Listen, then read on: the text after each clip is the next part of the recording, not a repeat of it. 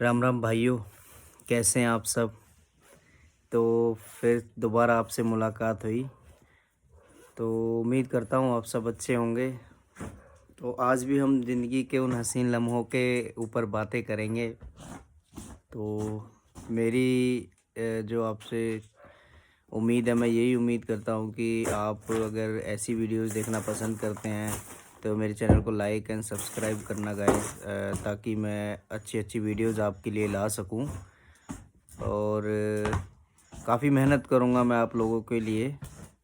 बाकी अभी भाइयों देखो, ठंडे का माहौल है, कोहरा पड़ता है। लोग जो गांव में रहते हैं वहाँ धुंध पड़ती है, कोहरा पड़ता है।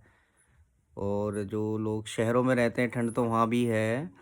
तो अब कई भाई क्या कैसे होते हैं जो देखो जिन्हें ऑफिस वगैरह जाना होता है वो तो गाड़ी वगैरह में या फिर अपने एडजस्ट ऑटो वगैरह में जैसे भी करके वो अपने पहुंच जाते हैं। मगर जो भाई फील्ड का काम करते हैं उनके लिए ये मौसम बहुत ही बेकार होता है। वो बेचारे ठंड में सुबह 9 बजे 8 बजे 7 बजे अपने घर से निकल जाते हैं और रात को न जाने कितने बजे उनका रिटर्न आना होता है, 5 बजे 6 बजे 4 बजे। कुछ मतलब पता ही नहीं होता है कितने टाइम का वो वर्क करते हैं। और जिम्मेवारियां भाई कुछ ऐसी हैं, मतलब घर की के किसी को बच्चे पालने हैं, किसी को अपना करियर बनाना है। कोई किसी के घर में स्थिति क्या है, किसी की क्या है। हर किसी का मन करता है कि वो घर में आज मतलब ठंड ज़्यादा है, जैसे कोहरा पड़ रहा है, हवाएं चल रही हैं तो वो छुट्टी कर ले। मगर जिम्मेदारियां कुछ ऐसी हैं, वो कहती है नहीं आज मतलब छुट्टी मत करो काम पे जाओ, छुट्टी मत करो काम पे जाओ। तो उन लोगों का भी क्या ही मतलब अपने उसमें वो होता होगा विचार कि वो क्या सोचते हैं। कई बारी क्या है, मैं भी बाहर घूमता हूँ, मेरा भी मैंने भी आपको जैसे बताया मेरा भी एक फील्ड का ही काम है। मैं भी अपने जैसे भाई लोगों को देखता हूँ बाहर बाइकों पे बेचारे घूम रहे हैं ठंड में और अपने परिवार के लिए घूमते हैं। देखो ज़िंदगी एक साहस का नाम है। मेहनत करना हर इंसान का काम है। मेहनत नहीं करेगा, पैसा नहीं कमाएगा तो ना तो उसकी ज़िंदगी चलेगी और ना ही किसी काम में मन लगेगा।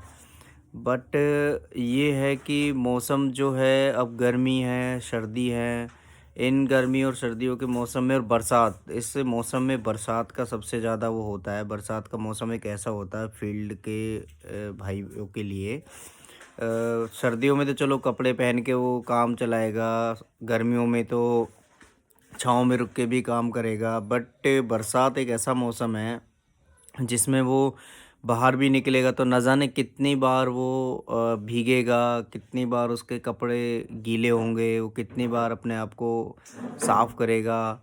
तो ये सारी चीज़ें तो भाई देखो लाइफ में चलती रहेंगी। इंसान ना कमाएगा तो फिर भूखा रहेगा, उसकी कोई इज्जत नहीं होगी। और भाई आज के टाइम में आपको पता ही है, जिसकी जेब में पैसा है वो ही बंदा आज की डेट में मतलब खुश है और रिश्तेदारियों में और मतलब घर परिवार में उसकी ही इज्जत होती है।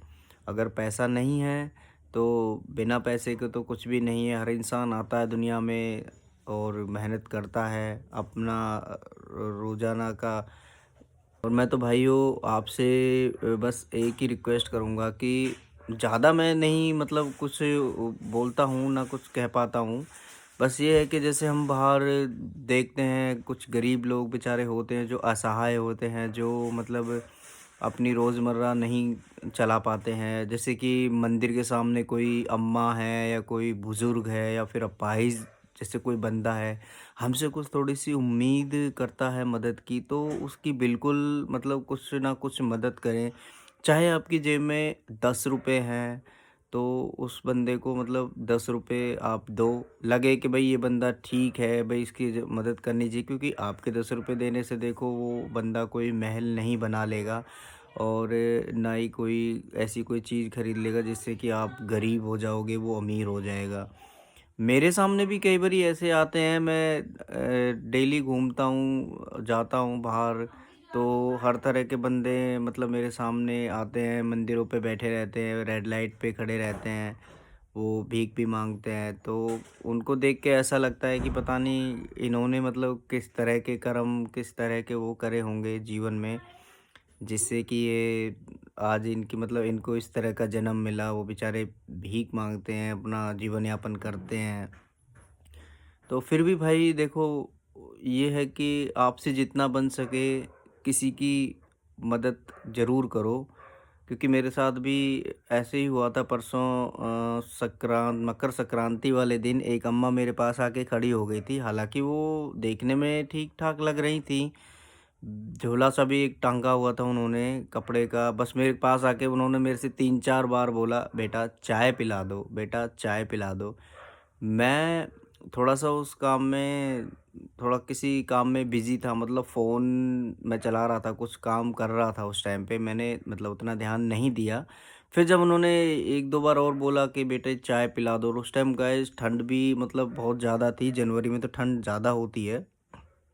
तो पास में एक हॉस्पिटल था, वहाँ पे कैंटीन थी।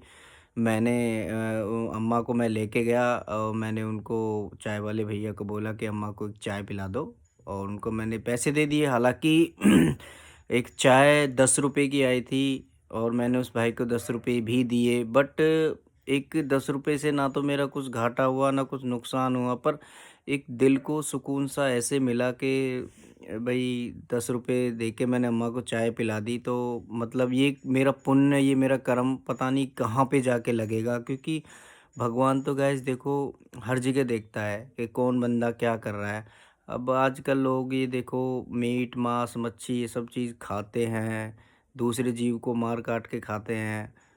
अब इन लोगों के बारे में सोच के तो देखो मेरे को अलग ही मतलब वो होता है। भगवान ने मुझे, मैं अपने आप पे बहुत गर्व महसूस करता हूँ कि मैं हिंदू हूँ, और मुझे मतलब ऐसा बनाया है कि आज तक मैंने किसी जीव को मार के नहीं खाया है।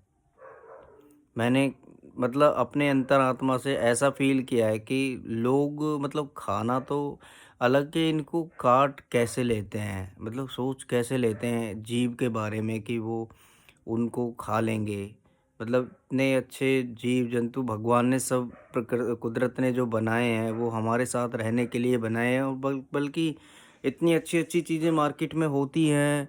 हमारे पास अगर पैसा है, तो जाके हम उन चीज़ों को खा सकते हैं, उनका आनंद ले सकते हैं, उनका टेस्ट कर सकते हैं।